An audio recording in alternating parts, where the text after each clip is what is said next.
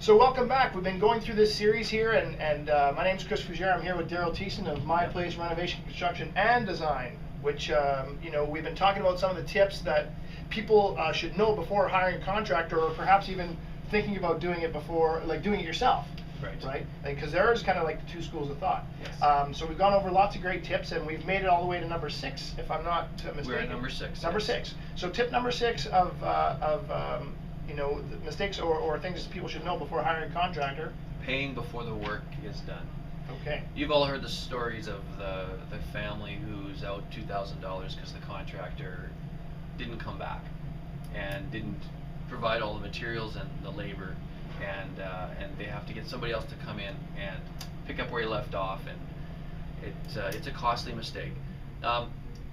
Good renovation companies, good contractors won't ask for money up front.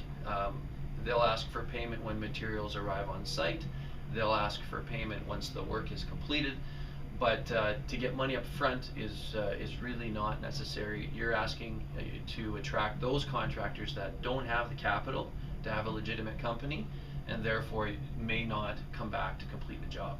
That is just a huge tip there. I mean, again, the horror stories. Oh yeah, it's going to cost you this much money, and like you say, I understand the whole arrival of materials, because if they're out money, then hey, I should maybe start having to pay the bill. But if you haven't lifted a screw or pulled out a nail or put one in, I mean, there shouldn't be a payment there. That's right. So that's a massive suggestion.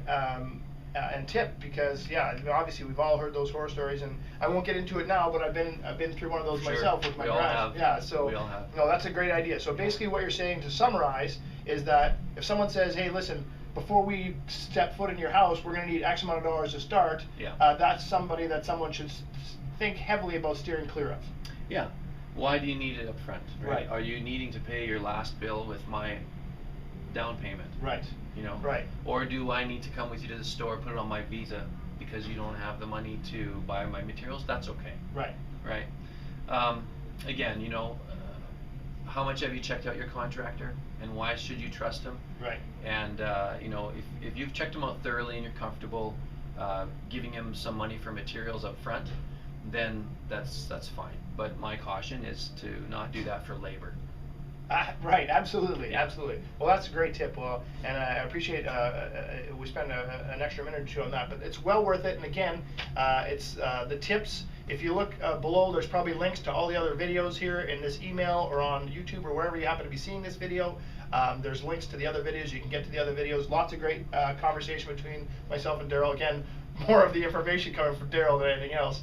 But the situation is that we've got 5 more videos coming for you, and we're going to see you on the next video with tip number 5. Thanks for joining us.